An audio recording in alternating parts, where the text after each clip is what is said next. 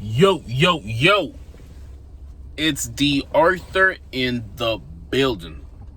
I'm talking to you guys today about how your creative mind will take over while you're on retention. And you'll start operating from the creative mind instead of the competitive mind. Now, what is the creative mind and the competitive mind?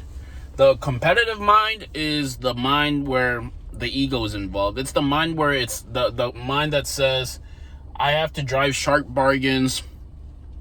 I have to take advantage of other people to try to get what I want. I have to try to become better than somebody else to try to get one over somebody. That's what the competitive mind. 95% of the population operates from the competitive mind. 95%.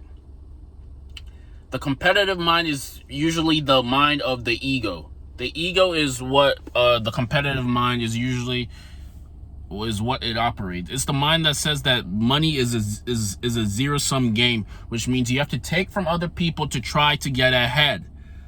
It means that you have to try to use manipulation, sabotage, and all these things to try to one-up another person. And like I said, this is how 95% of the population operates.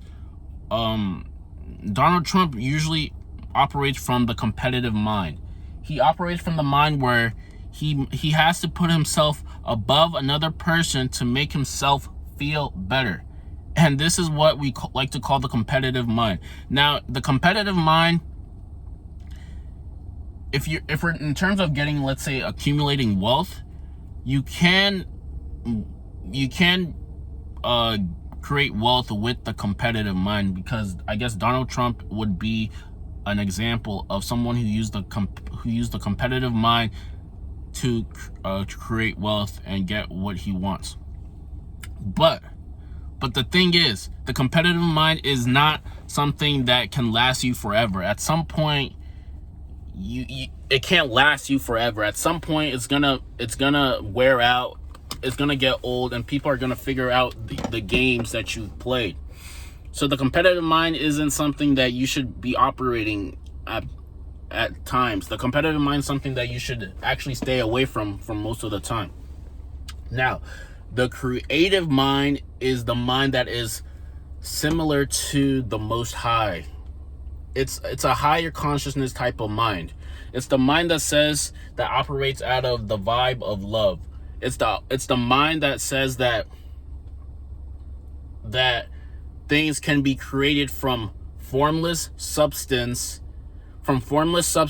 into, and can be created into something that is worth beauty, and that is worth something tangible in this three-dimensional reality.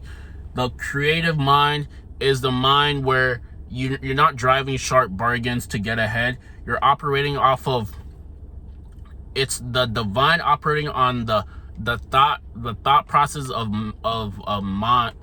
men and women, and it's transmuting your thought energy into tangible things.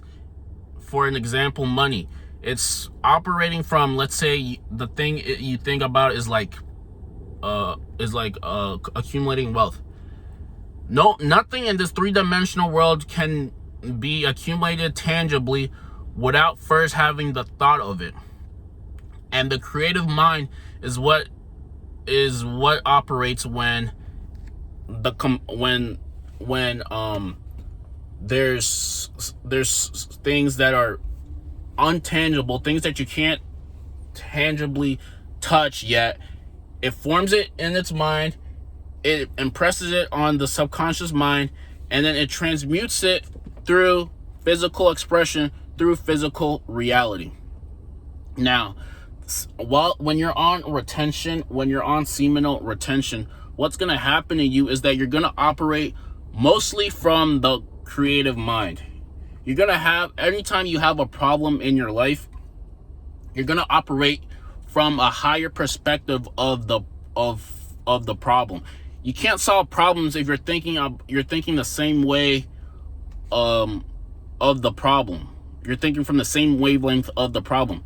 In order to solve problems efficiently, you have to think of the problem. You have to think higher than the problem itself so you can get a better solution. And you will start operating from this type of mind a lot more rapidly, and it'll become almost natural to you when you're on retention.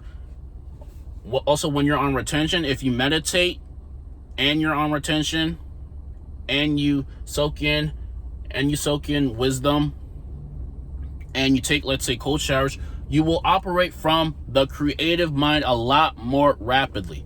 The creative mind is the mind that says that there is someone always with you with your problems, that you are bigger than your circumstances, that you are not a victim of your circumstances, that you can overcome anything, that anything that you have, that you want, you can manifest, you can get into this world. This is how the creative mind operates. But 95% of the population like to be in the competitive mind. Now, to unlock the creative mind, so it's natural, that's your default mind. What you need to do is you have to meditate every day. That just has to become a habitual habit for you in order to unlock the creative mind. Once you can meditate from the creative mind, once you can meditate daily, you'll start receiving answers. You'll start receiving just insights, nudges, and inspiration through your thought process. This is because when the mind is still, that's when answers like to come. Now, when you're in the competitive mind, things seem a lot harder. It seems like you're doing things by yourself on your own.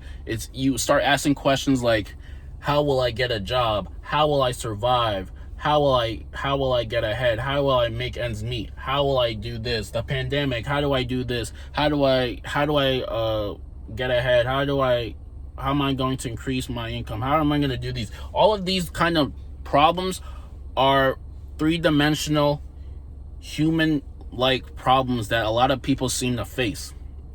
When you're operating from the creative mind, all of these quote-unquote problems are nothing. They're almost laughable at some point, because the Most High does not operate from how you're going to survive. He operates from the mind of